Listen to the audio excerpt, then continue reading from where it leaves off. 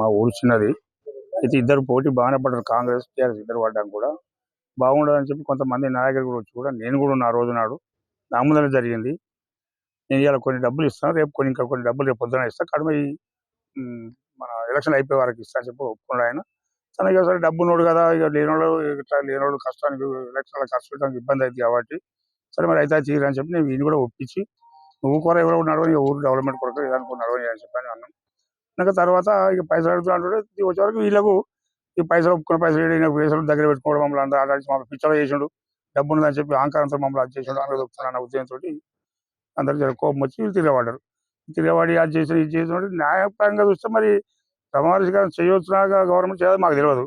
నాకు కూడా ఇంత అనుభవం ఇదివరకు సర్పంచ్ చేసినాక నాకు తెలియదు కాబట్టి మరి వీళ్ళు మేము చేయనీయం అనేది వీళ్ళు జాగ్రత్త కూడా. కానీ మరి రాసిన పేపర్ అయితే ఉంది, ఆ పేపర్ పట్టుకుని ఏమైనా చేస్తే కష్టం అవుతుంది కాబట్టి వద్దు బాగుండదని మేము కూడా వెళ్ళాక ఇద్దరు ముగ్గురు టీఆర్ఎస్ పెద్ద అవసరం పిలిచి కూడా జమాత పడరా జమాత పడే ప్రమాణ చూడండి అంటే కూడా దాన్ని కూడా ఒప్పుకోవాలి. ఆయన ఒప్పుకోవాలి అప్పుడు ఒప్పుకున్నాం మేము దాన్ని. నా పేరు బండి అశోక్.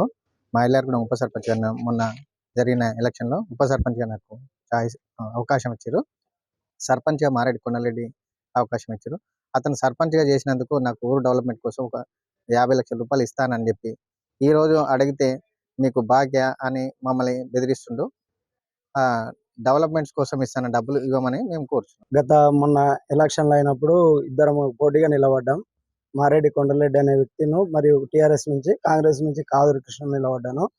అయితే ఊరందరూ జరిగిన పెద్ద మనుషులు అందరి ముందర సరే ఊరు చిన్నది కాబట్టి డెవలప్మెంట్ కోసం గుడి ఇంకో 2-3 కడదాము అని చెప్పేసి ఎవరైతే పైసలు ఎక్కువ ఇస్తామో వాళ్ళకు ఏది సర్పంచ్ పదవి వదిలిపెట్టి మిగతా వాళ్ళం విత్డ్రా చేసుకున్నామని ఊరు డెవలప్మెంట్ కోసం మాట్లాడినాము. సరే అని చెప్పేసి నేను విత్డ్రా చేసుకున్నాను ఊరు డెవలప్మెంట్ కోసం. ఈ రోజు ఆయన రేపు ప్రమాణ స్వీకారం ఉంది కాబట్టి ఊరికి డెవలప్మెంట్కి డబ్బులు ఇస్తున్నావు కదా, ఏమైంది ఆ డబ్బులు ఇస్తలేవు అంటే నీకేమన్నా బాకీ ఆ ఊరోళ్ళకి నేనేమన్నా ఊరోళ్ళకి ఇచ్చేది ఉందా, నేను మాట ఏమన్నా పేపర్ ఉందా నీ దగ్గర అని చెప్పేసి ఉల్టా మమ్మల్ని దబాయిస్తున్నాడు, బెదిరిస్తున్నారు. పెద్ద మనుషులతో కూడా బెదిరిస్తున్నారు. Local to global news at your fingertips. మీ చేతిలో ఒక ఆయుధం. Download Raw TV app. Media legend Ravi Prakash is back.